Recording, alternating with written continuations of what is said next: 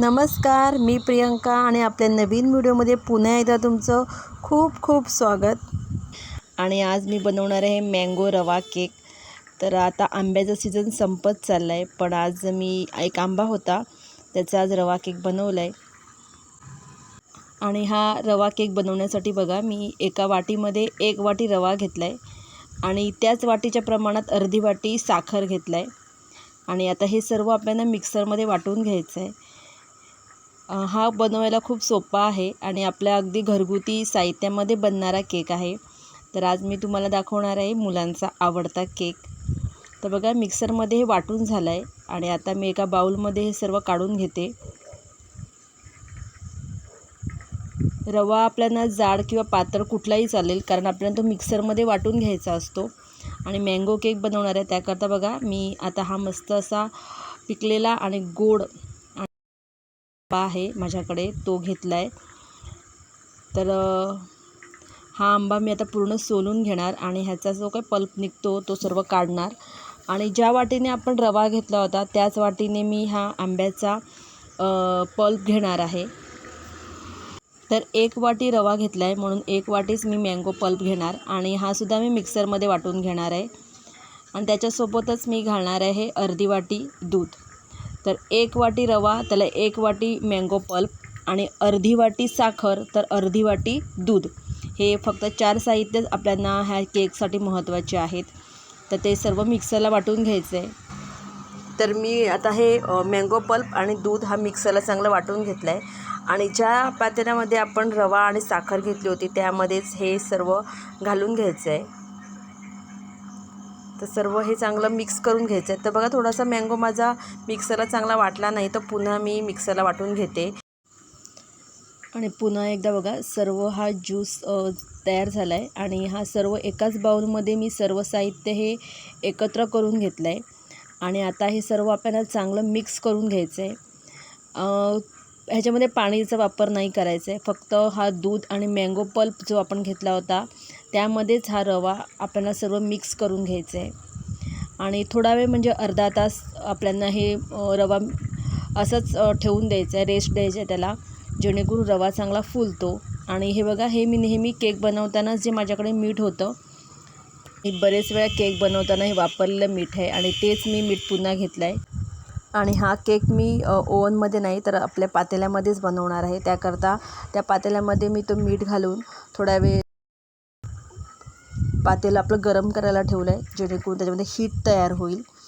आणि आता केक टीन घेतले आहे, त्याला बघा बटर पेपर लावून घेतले आणि बटर पेपरला थोडंसं तूप लावून घेते. जर तुमच्याकडे बटर पेपर नसेल तर तुम्ही डायरेक्ट त्या केक टीनला तूप लावू शकता किंवा तेल किंवा तूप जे काय असेल ते तुम्ही लावून घेऊ शकतात. थोडा वेळ रेस्ट होते, तोपर्यंत मी काजू कापून घेतले, जे मी गार्निशिंगसाठी वापरणार आहे.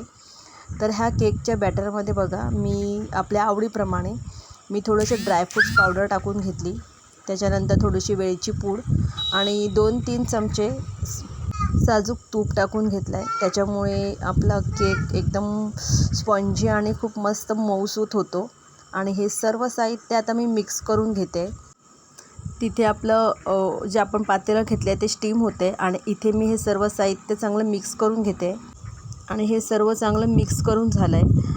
आता ह्याच्यामध्ये शेवटचं इन्ग्रेडियंट आपल्याला टाकायचं आहे, तो आहे बेकिंग पावडर. बेकिंग पावडर नसेल तर तुम्ही बेकिंग सोडा पण वापरू शकता. तर 1 चमचा मी हे बेकिंग पावडर वापरलं आहे.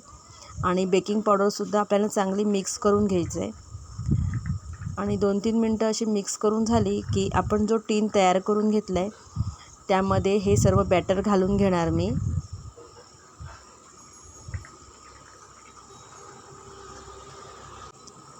आणि हा केक बनवणं खूप सोपा आहे, तितकाच खूप सुंदर आणि मुलांचा खूप आवडता असा केक बनतो. तर तुम्हीसुद्धा एकदा हा केक बनवून बघा. आणि हे सर्व बॅटर पसरून घेतलं आहे आणि हे मी सर्व इक्वल असं पसरून घेते व्यवस्थित. आणि त्याच्यावर मी जे काजू कट करून घेतले होते ते सर्व गार्निशिंग करणार आहे. आणि थोडेसे केसरचे धागे. तर तुम्हाला जसं काय आवडत असेल तसं तुम्ही गार्निशिंग करू शकता. त्याच्यात टुटी फुटी पण टाकू शकतात. माझ्याकडे टुटी फुटी नव्हती तर मी हे काजू आणि केशरनी हे गार्निशिंग केलं आहे.